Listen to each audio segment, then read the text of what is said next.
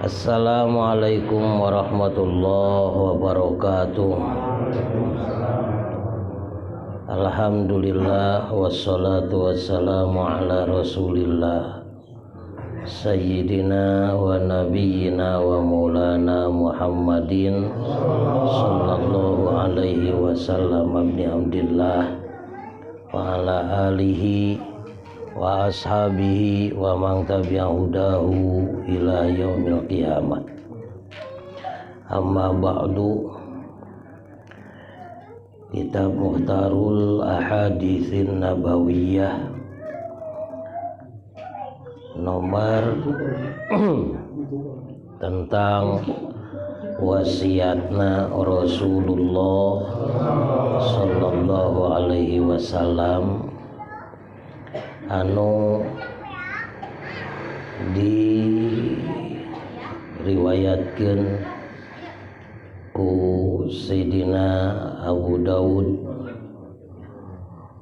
sareng Imam Tirmidzi radhiyallahu taala anhuma, anu mana dawuhan junjunan alam Rasulullah sallallahu alaihi wasallam mantena dadawuh kieu, usikum bitaqwallahi ta'ala wassam'i watta'ah. Perhatikan bahasana, usikum kami wasiat ka aranjeun. Lamun bahasa wasiat itu sesuatu anu sangat penting jeung kudu pisan diperhatikan. Sabab ngaran wasiat mah hiji perkara nu di PHP nu teu meunang talobeh, ulah pisan lalawora teu meunang talobeh.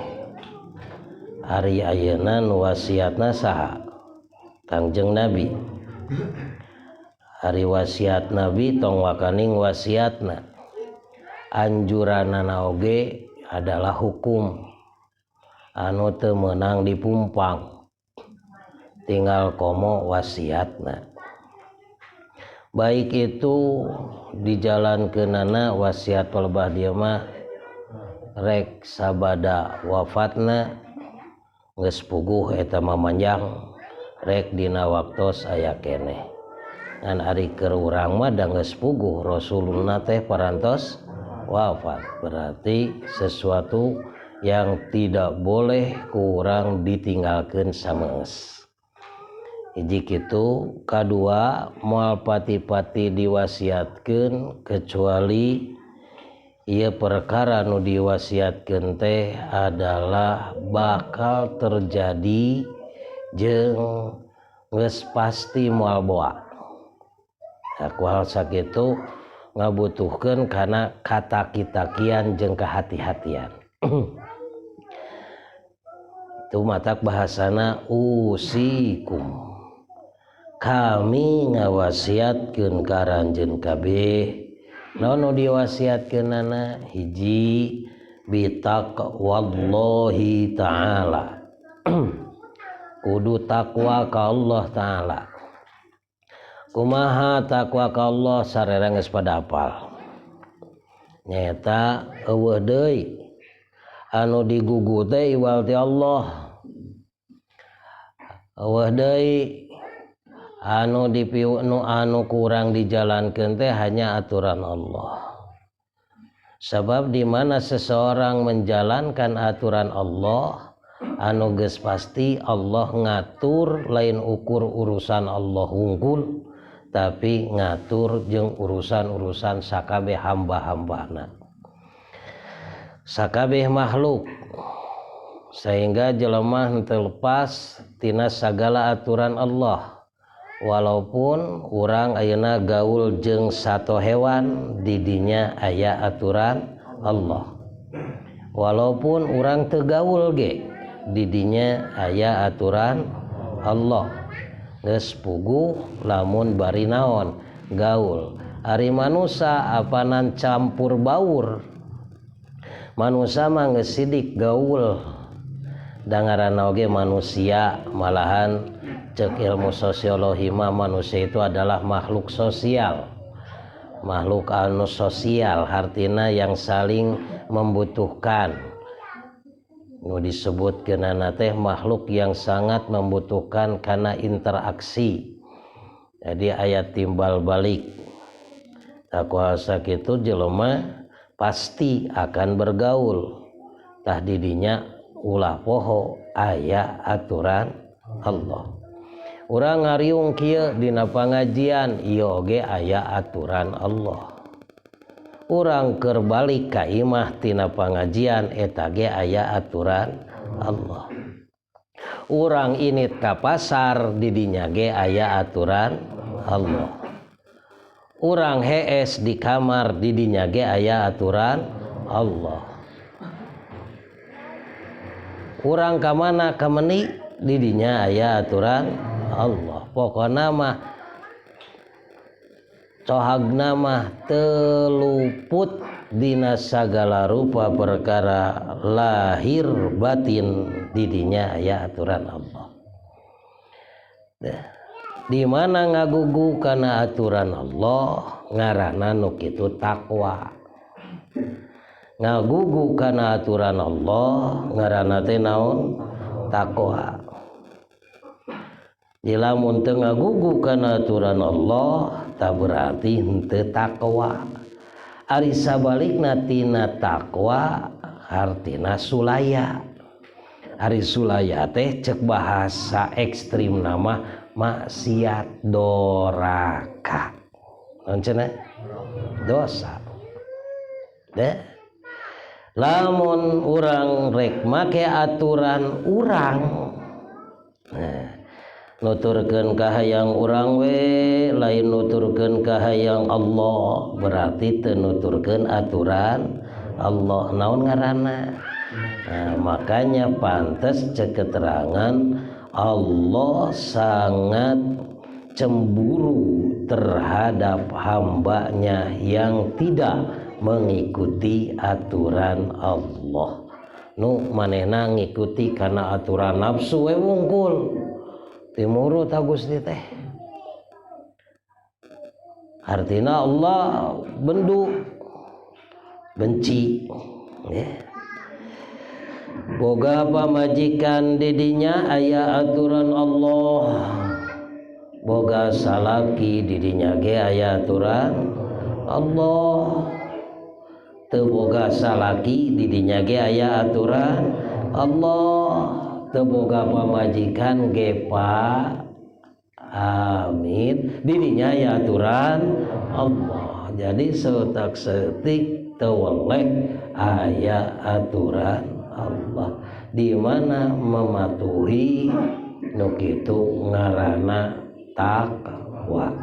Daya takwa diwasiatkeun ku junjungan alam Rasulullah sallallahu alaihi wasallam.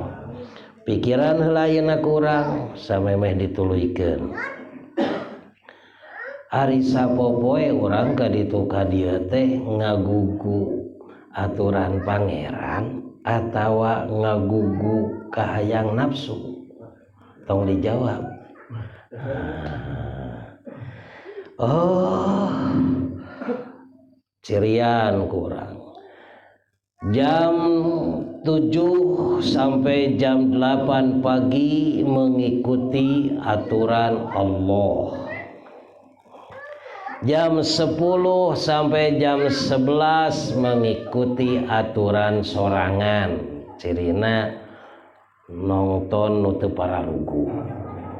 Nah, ulin anu teu pararugu. Nu niatna lain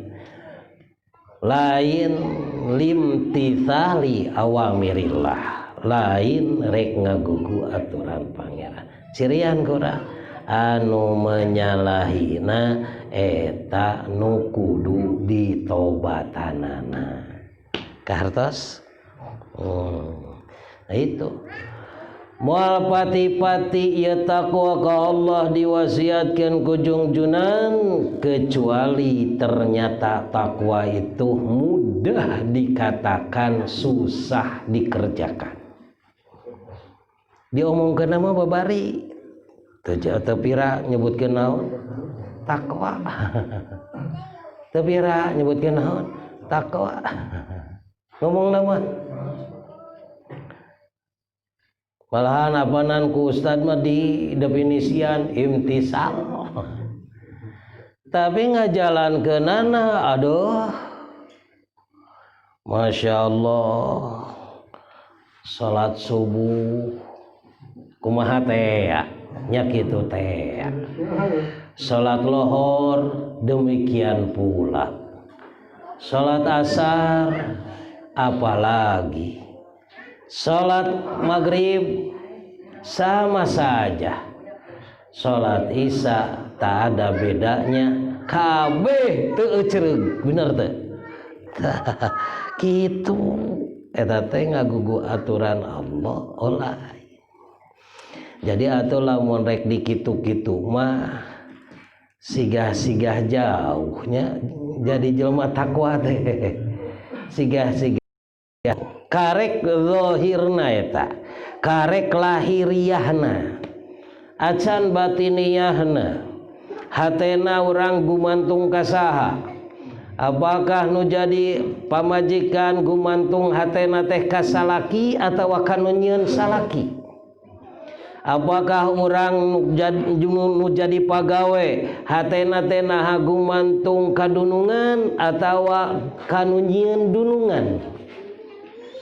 Urang tukang usaha, apakah urang teh boga hate gumantung kana usaha atawa kanu nyiptakeun usaha? Tah palebah dia pikiraneun. Naon cenah? Pikiraneun. Itu can jeroan eta nu saeutikna, acan di jeroan anu jeroan pisan mah. Eta mah karek jeroan anu coeong kitu tah.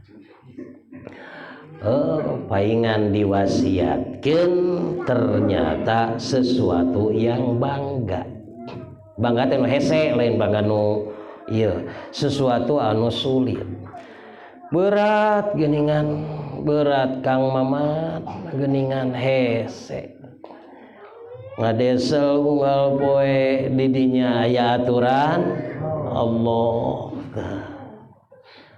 Tukang bas digawe unggal poe di dinya aya aturan Allah. Osok dipikir tara aturanana di dinya. Tempo diajak ngaji ge manggawe ti payun. Pan kitu lihat. Ari silaing kumaha gitu. Ari ngaku hayang asup ka mana? Ka surga. Ari ngaku hayang jadi hamba Allah. Ari ngaku hayang soleh, hari ngaku hayang selamat. Emang selamat buatan siapa loh? Buatan engkau? Tidak, saudara. Selamat teh buatan sah. Tah, di tong gancang ting nerangkeunana palebah hadis ieu mah. Sablamun dicecel mah gerasok. Da urang kudu nepikeun ka ngaboleker pan urang butuh lin. Kecuali kalau tidak butuh ya sudah ditutup saja ini pengajian. Nah, geus kan urang butuh heueuh aing teh ieu teh sigah satu ari kieu mah sanes nu ngadengekeun unggul termasuk nu macana oge jeung abdi sarua. Heueuh aing teh kumaha ieu teh ngaji teh ieu teh keur ngajalankeun katakwaan atawa ngaji teh hayang kasebutna pan kitu lin atau paling minimal apakah ini teh mengisi kekosongan teuing tinggal pikiran daya teh pikiraneun kewe urang di ditu ayeuna mah tong kamikiran kadinya moal maju atuh ieu nah kewe pikiran masing baik kadinya gitu. Usikum kami ngawasiatan aranjeun kabeh bitaqwallahi ta'ala hiji kudu takwa ka Allah Jadi sing apal karena aturan-aturan Allah zahir batin. Jadi orang belajar terus belajar berusaha supaya naik kadinya. Hiji. Kedua, nu diwasiatkeun teh wasam'i. Jeung sam'i sama non sami-sami teh denger. Apal denger. Geningan baheula lamun dicarekan ku kolot sia sing denger hirup teh. Sok kitu lin. Naon maksudna dengekeun regepkeun hartina tarimakeun apa yang diberikan olehnya kepadamu. Gusti Nu Maha Suci teh maparinan segala sesuatu. Oge maparinan aturan-aturan anu tadi teh lain sakadar nyaritakeun oh takwa teh kieu lain kitu, tapi tambahna wasam'i dengerkeun alias tampa. Naon sababna? Urusan ketakwaan bukan cerita, lain dongeng belaka.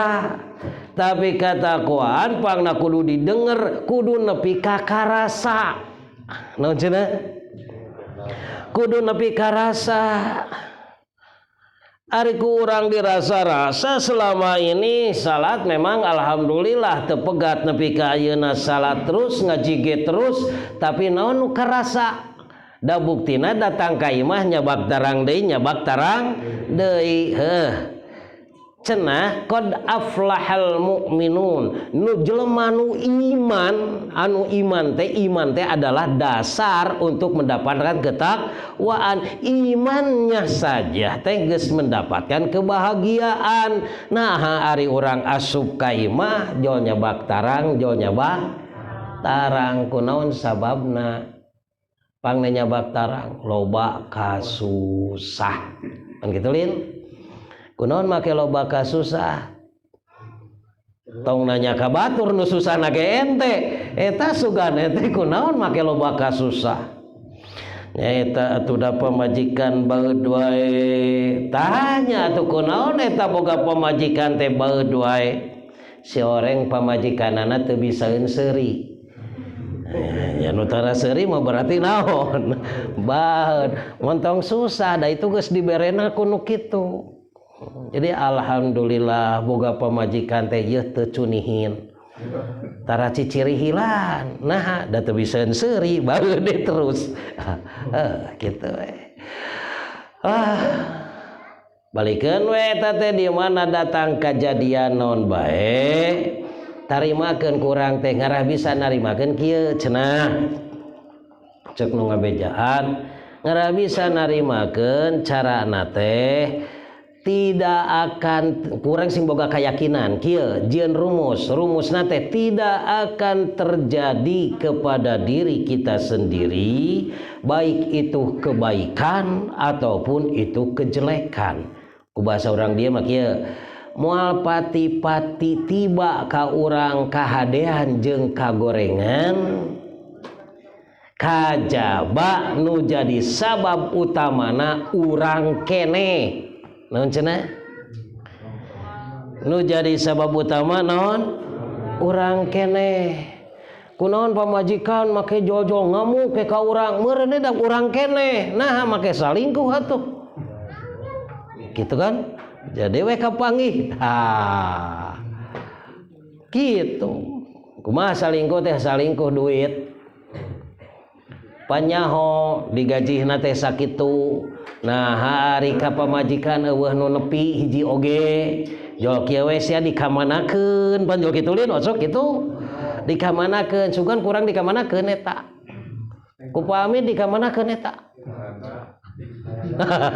Nah itu wah sia boa-boa jol kitu we jol kitu atuh naon hesena balaka we neng pangna teu dibikeun ka neng teh ieu duit teh pan akang teh loba hutang di jalan geus aya nu nagih. Nah mana sia buktina nyaeta ieu asal kecape wungkul saha datangan eta aya kuleukeun eta daekan awewe cuman kiwari eta daekan nyuk seruk ka ditu terus diteangan aduh diteangan segala rupa nu jujur we nu bener teh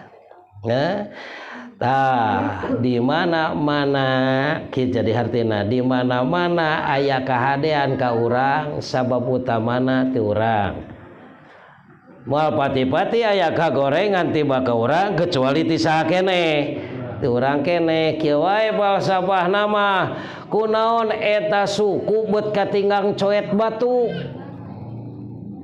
salah coet apa salah suku salah urang nah bongan nyamel dina coet batu nu gede teh ari nyamalna bari nangtung dayeuna mah make golodog teh apaan dapur teh di luhur atau dina meja teu urang ngarekuh newer gubrak ninggang kana indung suku sanu salah urang lain salah coet joki we goblok sia coet tong kitu kayak ngamak si Mang Ahud lamun dikitukeun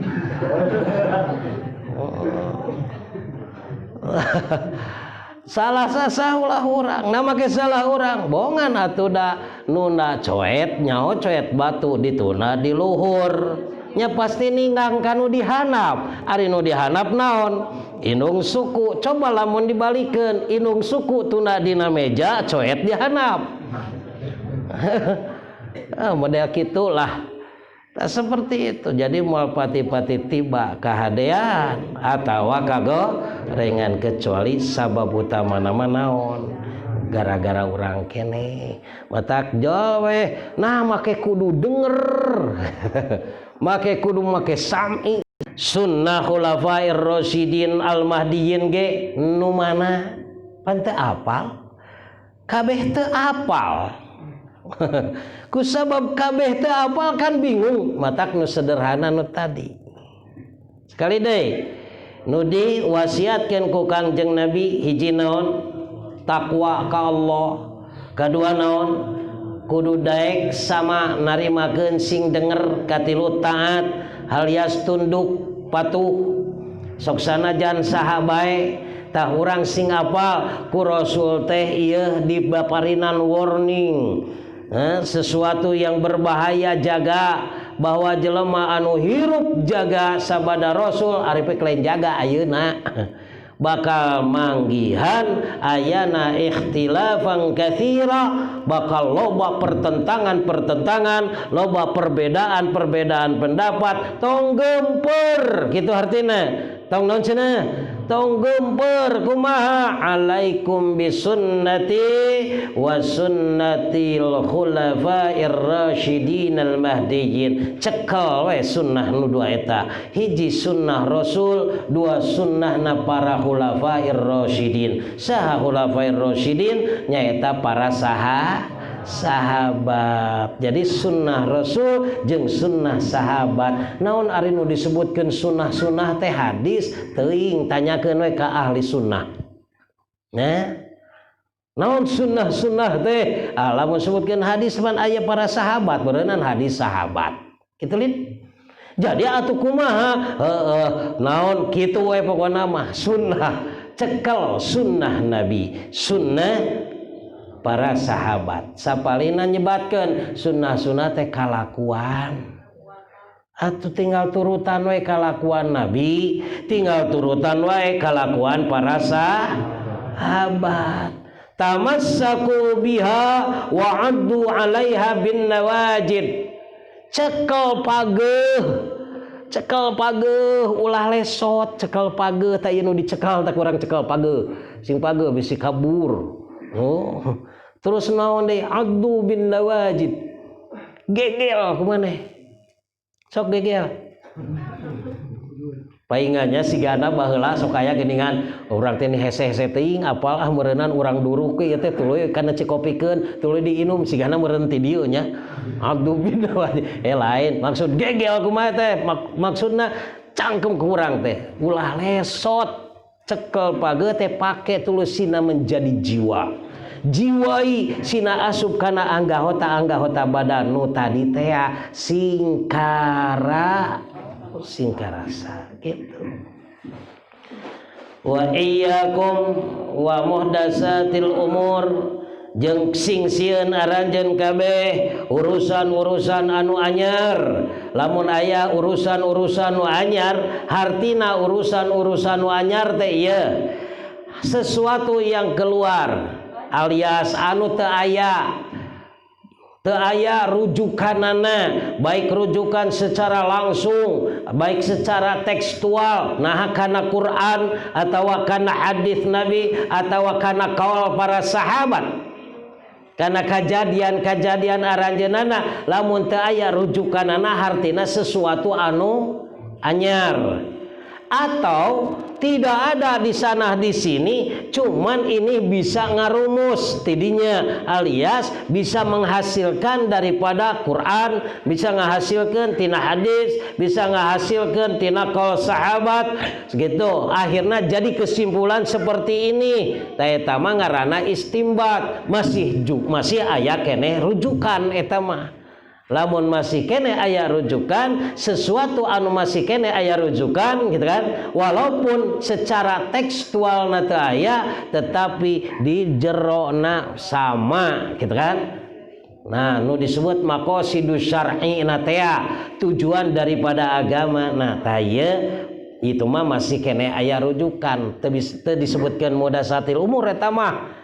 Tanu muhdatsatil umur mah sesuatu anu anyar rek dirujuk di jalan kieu lain, dipake jalan kieu lain, makana disebut we aya ilmu ijtihad. Jawe aya ilmu ijtihad butuh kana dua, ijma jeung kias teh wer we ayeuna diadukeun sok diistimbatkeun tawa mangarti aing dinarangkeun kieu kabeh. Pokona mah kitu, rujukeun cara ngadudutan sintong tina topi anu geus jadi. Tuluy ieu teh sintong teh dipasangkeun deui makena kumaha yeuna kumaha kitu kan mana heula dan sebagainya. Nah seperti itu, lamun masih bisa nyoko masih nyoko, tah itu ngaranna urusan istimbatiyah. Ternyata kan urang jelema hirup zaman ayeuna, baheula can aya HP, baheula can aya speaker, baheula can aya itu ini nu zaman ayeuna. Tuluy enak kumaha duduk masalahna. Tah duduk masalahna sing sieun di mana gok jeung perkara-perkara anu anyar, hartina tong gagabah. Naon cenah? Tong gagabah. Mun gok jeung perkara anu anyar tong gagabah. Tanyakeun heula ka ahlina, ini teh bisa nyoko ke sana enggak gitu. Lamun bisa nyoko berarti ya silahkan, lamun teu bisa nyoko wayahna tong waka sangeunahna teu bisa matak jawe diaji kabeh. Nah cenanya nu dihariwangkeun kieu fa inna kulla muhdatsatin bid'ah, segala sesuatu fa inna kulla manun muhdatsatin karana sanyanyana tiap-tiap anu anyar bid'atun eta teh sok aya bid'ahan. Bid'ah teh sesuatu anu aheng, tiap-tiap nu anyar aya ahengan, bener teu? Ya heueuh, tiap-tiap nu anyar aya ahengan. Awas, wa kullu bid'atin dolalah, anu ahengna nu sok sesat teh tah. Anu ahengna sok sesat lain nu anyarna, nu ahengna anu naon teh? Nu ahengna tiap-tiap anu aheng yaitu pasti sesat. Tuluy kumaha wa kullu dolalatin finnar, ya jelas anu sesat mah ka mana? Kana neraka. Jadi kesimpulanna kumaha? Di mana-mana aya nu anyar, nu di nu anyarna aya nu ahengan, nu anu aya nu ahengna teh matak sasar, maka kadituna naon? Cilaka. Ari kitu mah nu aheng sih, tapi teu matak bingung. Contoh maca Quran tina HP menang teu? Ngaca Quran tina HP menang teu? Ya menang, ceuk saha teu menang. baca Quran tina panto ge meunang. Lain masalahna mawa HP nu aya aksara naonan Quranan sebab baheula lamun maca Quran kan bukuna di bawah teh kudu boga naon wudu atuh naon hesena maca Quran tina HP ge kudu bari naon boga wudu yang jadi bahaya kenapa ari dina kertas maca Quran teh wudu heula ari dina HP henteu naon teu wudu heula ta eta nu matak naonna mah nu ahengna teh eta nu ahengna teh eta lain HP-na naonna nu ahengna eta tuluy kadituna saking ku aheng nah batur-batur mamawa Quran teh wudu heula ari sia naon tuluy diteangan dalilna ada aya nu ngameunangkeun jol kitu lin meunang maca Quran mawa Quran bari teu boga wudu misalkan aya nu ngameunangkeun heug urusan aya nu ngameunangkeun ngan urang rek nanya ati leutik maneh ari eta nu dibawa ku eta teh dawuhan saha nu dibaca ku anjeun teh dawuhan Allah pantes teu etika urangna pantes teu urang beretika seperti itu maca dawuhan Gusti Allah mamawa barang nu aya dawuhan Gusti Allah pantes teu sebab kepantesan sudah tidak pantas paingan mawa mushaf wajib boga naon wudu gitu jelas ari geus kumaha atuh urang teh wudu jauh rek wudu teh jauh cara tadi rek ka mana teh ari ayeuna Quran gular-guler ka idek di kubatur kumaha daripada diantep ka idek buru-buru cokot heula aya ning teh jalanna mumpang geus sakitu artinya heuh kitu dalah daya mah paragi pami di mah ngaji teh jadi mah ngaji ya paragi paha saha Allah mudah-mudahan we jadi ilmu keur urang sararea mudah-mudahan jadi ilmu keur urang sararea jadi sakali deui sing tanggap kana masalah jeung sing waspada yen ieu nu tilu perkara sangat diwanti-wanti ku Kangjeng Nabi hiji takwa teh geuningan wasiat ti Nabi kadua atuh urang teh narima wasiat ti Kangjeng Nabi katilu urang teh kudu tuhu kanu nungtun eta teh wasiat ti Kangjeng Nabi tuluy di managok jeung masalah-masalah anu enggal nu anyar kurang sing tanggap ieu teh aya anu matak non ngariweuhkeun teu ye kitu nah aya teh aya anu matak aheng teu lamun aya nu matak aheng tingali heula aya nu matak jadi bingung teu lamun nu matak jadi bingung jelas jalan ka surga mah da teu bingung anu bingung mah jalan ka mana kitu jadi kumaha tuh sok ayeuna mah lamun gok jeung nu kitu tong jauh ti ahlina naon cenah tong jauh ti ahli ilmu deketan we ahli ilmu mudah-mudahan sing jadi pamicu ke urang sararea amin ya Allah ya rabbal alamin nya digorehalkeun rada panjang oge geus sakitu heula tuh hiji we heulaina mah wallahu a'lam bissawab. Allahumma shalli wa sallim wa barik amin ya Allah ya rabbal alamin. Alhamdulillahi hamdan yuwafi ni'amah wa yukafi mazidah ya rabbana lakal hamdu kama yanbaghi li jalali wajhikal karim wa li azimi sultanik. Allahumma inna nas'aluka ilman nafi'a wa amalan mutaqabbala wa rizqan halala wasi'an bi fadlikal wasi' ya Allah ya Rahman ya Rahim ya Razzaq ya Fatahu ya Alim wa sallallahu ala sayyidina Muhammadin wa ala alihi wa sahbihi wa sallam alhamdulillahi rabbil alamin. Assalamualaikum warahmatullahi wabarakatuh.